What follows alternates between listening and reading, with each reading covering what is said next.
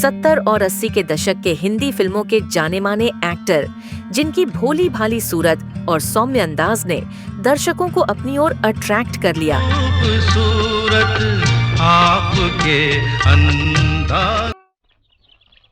Hello आनंद बाबू, बंद क्यों कर दी? आपकी आंखों में कुछ बहुत अच्छी बात है। लेकिन तुम तो स्कूल मास्टर बनोगे। पिताजी,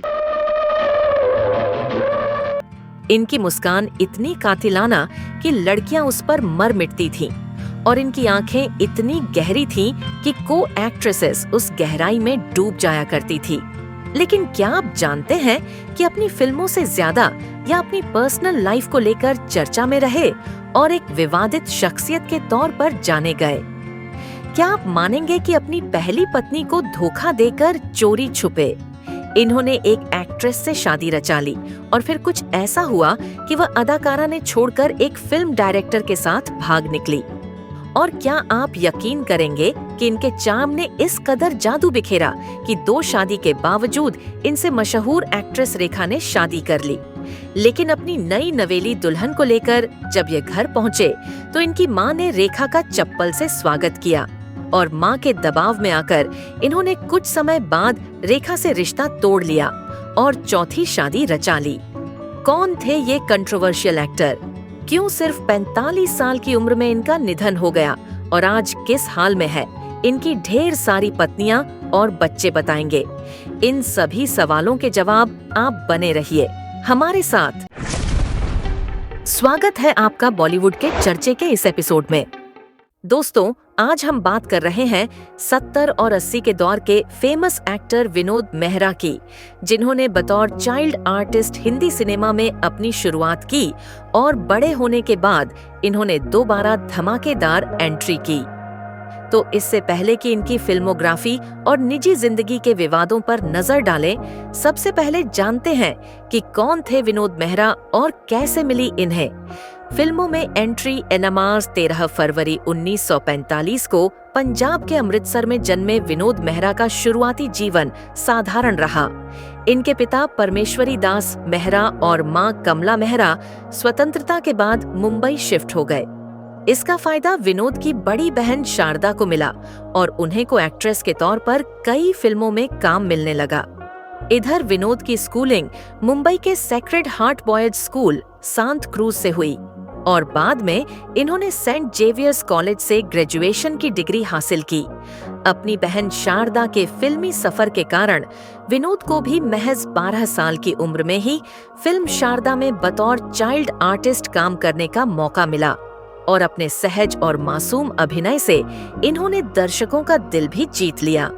इसके बाद इन्होंने कई फिल्मों में बतौर चाइल्ड आर्टिस्ट काम किया, लेकिन इनका दिल एक्टर बनने के लिए अभी तैयार नहीं था। 1965 का समय था जब विनोद एक प्राइवेट कंपनी में मार्केटिंग की जॉब कर रहे थे। तभी इनके दोस्तों ने इन्हें ओनल इंडिया टैलेंट कंटेस्ट में भाग लेने के लिए कहा। यह कंटेस्ट नई प्रतिभाओं को फिल्म और मॉडलिंग की दुनिया में लाने का सुनहरा अवसर देती थी। हालांकि विनोद ने इस कंटेस्ट में सिर्फ दोस्तों के कहने पर भाग लिया, लेकिन इनके लुक्स और टैलेंट ने इन्हें फाइनल तक पहुंचा दिया। फाइनल में ये सेकंड पोजीशन पर रहे, क्योंकि इस कंपटीशन के विनर बने राजेश खन्ना, जो बाद में भारतीय सिनेमा के पहले सुपरस्टार बने। सेकंड आने के बावजूद विनोद को पॉपुलर मिलने लगी।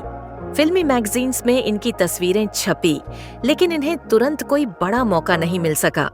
उसी दौरान मुंबई के चर्च गेट इलाके में स्थित गिलाड रेत्र स्ट्रगलिंग एक्टर्स का ठिकाना हुआ करता था। यहीं इनकी मुलाकात फिल्म निर्देशक रूप केशोरी से हुई।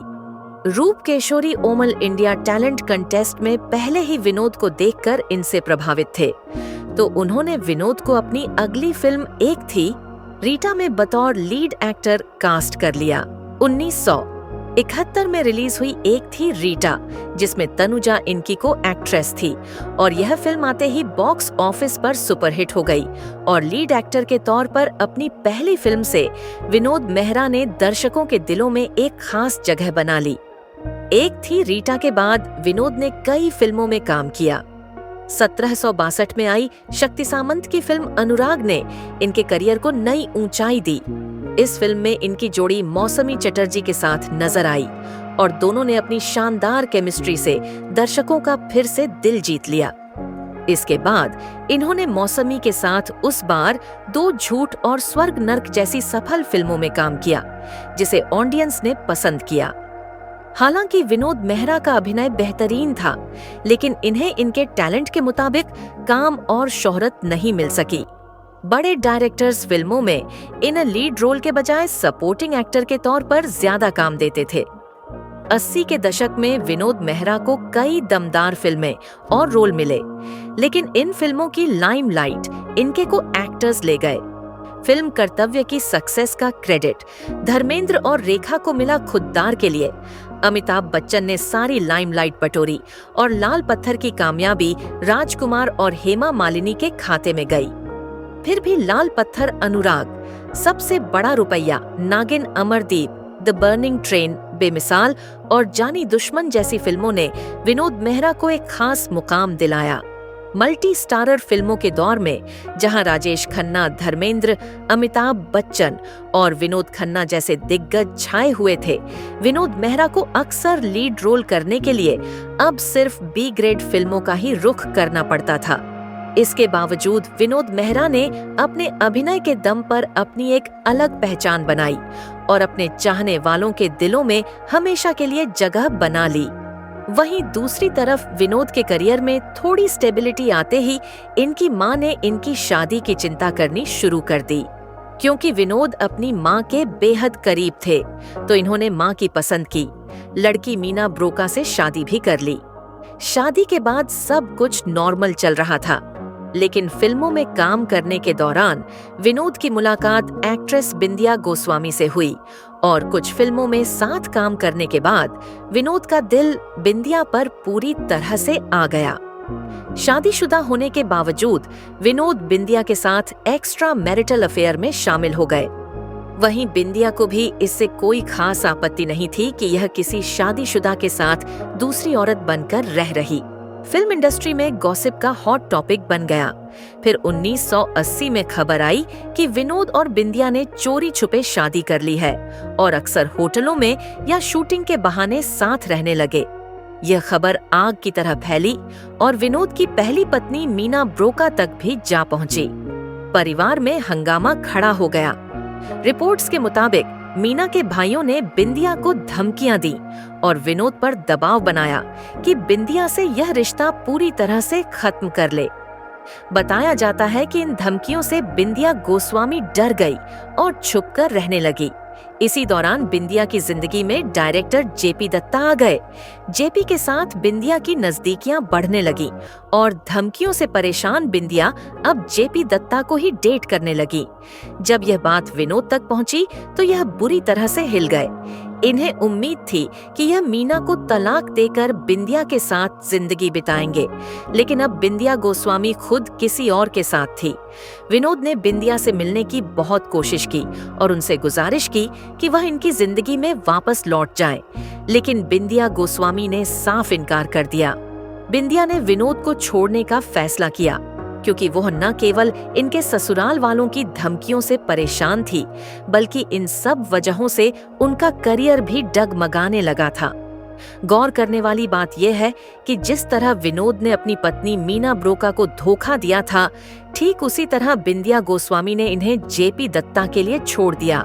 4 साल तक चला यह रिश्ता। 1984 में खत्म हो गया और विनोद और बिंदिया का हो गया। बिंदिया के जाने के बाद विनोद मेहरा काफी समय तक अकेले रहे, क्योंकि तब मीना ब्रोका ने भी इनके दिल फेंक अंदाज से उबक इन्हें छोड़ दिया था। वहीं इसके कुछ समय बाद फिल्मों में साथ काम करते हुए विनोद मेहरा और रेखा की नजदीकियों की खबरें भी सामने आने लगी। फेमस फिल्म समीक्षक यासिर उस्मान की किताब रेखा अनटोल्ड स्टोरी के मुताबिक कुछ दिनों की डेटिंग के बाद विनोद और रेखा ने कोलकाता में गुपचुप तरीके से शादी रचा ली। लेकिन जब विनोद मेहरा रेखा को लेकर अपने घर पहुंचे तो वहां कुछ ऐसा हुआ जिसके लिए विनोद या रेखा ने कभी कल्पना भी नहीं की थी। दरअसल मीडिया रिपोर्ट्स के मुताबिक विनोद की मां ने रेखा को घर में घुसने से रोक दिया और कथित तौर पर गुस्से में रेखा की चप्पल से पिटाई कर डाली। हालांकि इन घटनाओं की पुष्टि कभी नहीं हो सकी क्योंकि रेखा ने पब्लिकली इन मामलों पर चुप्पी बनाए रखी। सबसे दुखद पहलू यह रहा कि विनोद मेहरा अपनी मां के सामने खामोश रहे।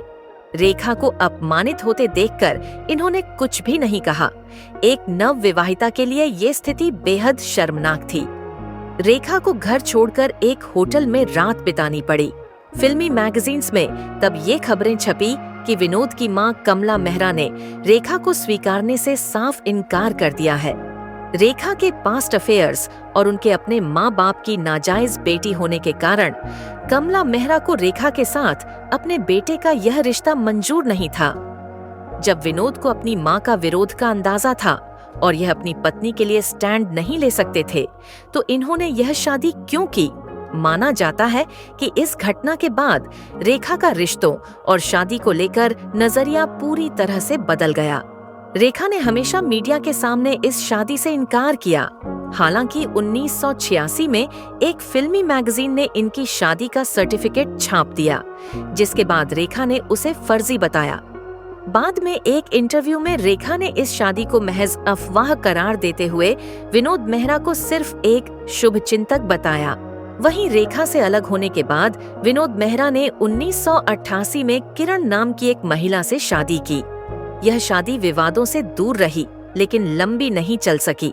इस शादी से इनके 2 बच्चे हुए, बेटा रोहन और बेटी सोनिया। दुर्भाग्यवश विनोद अपने बच्चों को बड़ा होते हुए नहीं देख सके। इनका फिल्मी करियर ढलान पर था और लीड या सेकंड लीड रोल मिलना लगभग बंद हो गया था।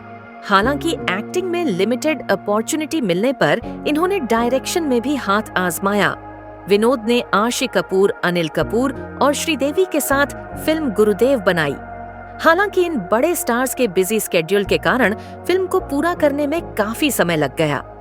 इस देरी और फिल्म को पूरा करने के प्रेशर ने विनोद को गहरी चिंता में डाल दिया और फिल्म की रिलीज से पहले ही इन्हें दिल का दौरा पड़ गया और महज 45 साल की उम्र में साल 1990 में इनका निधन हो गया।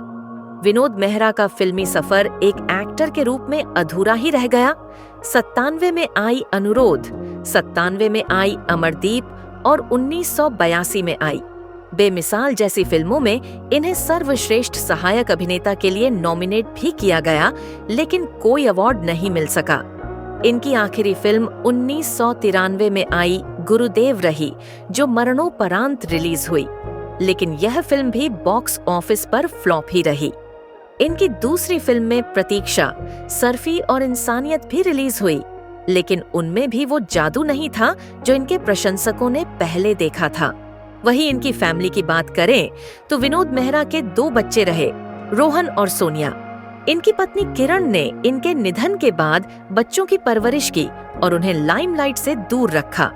हालांकि बड़े होने के बाद रोहन और सोनिया दोनों ने ही फिल्मों में अपनी किस्मत आजमाई, लेकिन उन्हें अपने पिता जैसी सफलता नहीं मिली। बताया जाता है कि सोनिया का बचपन अपने नाना नानी के साथ केन्या में बीता और उन्होंने लंदन में अपनी पढ़ाई पूरी की। 18 साल की होने पर वह मुंबई लौट आई और अनुपम खेर की एक्टिंग क्लासेस में ट्रेनिंग भी ली। साल 2007 में उन्होंने फिल्म विक्टोरिया 203 से बॉलीवुड में डेब्यू किया। हालांकि ये फिल्म फ्लॉप हो गई। इसके बाद उन्हें फिल्म शैडो, एक मैं और एक टू और रागिनी MMS 2 जैसी फिल्मों में देखा गया, लेकिन इन फिल्मों से भी सोनिया को कुछ खास पहचान नहीं मिल। इसके बाद सोनिया ने बतौर MTV VJ कुछ शोज भी होस्ट किए, लेकिन यहाँ भी उन्हें सफलता नहीं मिल सकी। बताया जाता है कि इसके बाद सोनिया दुबई शिफ्ट हो गई और वहाँ एक योगा इंस्ट्रक्टर के तौर पर अपने करियर को आगे बढ़ाया। फिर वहाँ के बिजनेसमैन कुणाल सिंह के साथ सगाई कर दुबई में ही सेटल हो गई। वहीं विनोद के बेटे रोहन ने भी बॉलीवुड में अपने पहचान बनाने के लिए हाथ पांव मारे। साल 2015 में आई फिल्म बाजीराव मस्तानी में उन्होंने असिस्टेंट डायरेक्टर के तौर पर काम किया। इसके बाद उन्हें सैफ अली खान की फिल्म बाजार में बतौर एक्टर काम करने का मौका मिला। हालांकि यह फिल्म फ्लॉप हो गई और रोहन को इस फिल्म से कुछ खास पहचान नहीं मिल सकी। इसके बाद रोहन को 420 IPC4 मोर शॉट्स, प्लीज काला और अद्भुत जैसी OTT फिल्मों और वेब सीरीज में देखा गया, जिनमें ज्यादातर छोटे या साइड रोल्स में नजर। रोहन एक्ट्रेस तारा सुतारिया के एक्स बॉयफ्रेंड रह चुके हैं, जिन्होंने रोहन से film student of the year 2 में काम करने के बाद ब्रेकअप कर लिया था। खैर, भले ही रोहन और सोनिया को फिल्मों में अपने पिता जैसी सफलता नहीं मिल सकी, लेकिन दोनों ने हार नहीं मानी और अपनी लाइफ में आगे बढ़ रहे हैं। आज विनोद मेहरा को इनके प्रशंसक एक ऐसे एक्टर के रूप में याद करते हैं जिनके अभिनय में सादगी और गहराई थी। इनका फिल्मी सफर भले ही अधूरा रहा, लेकिन इनकी मुस्कान और सौम्य व्यक्तित्व ने लाखों दिलों पर एक अमिट छाप छोड़ी। विनोद मेहरा को फिल्म इंडस्ट्री में उनके खास योगदान के लिए हमेशा याद रखा जाएगा। तो दोस्तों, आपको आज का हमारा वीडियो कैसा लगा, हमें कमेंट में जरूर बताएं। साथ आपसे फिर होगी मुलाकात। तब तक के लिए नमस्कार।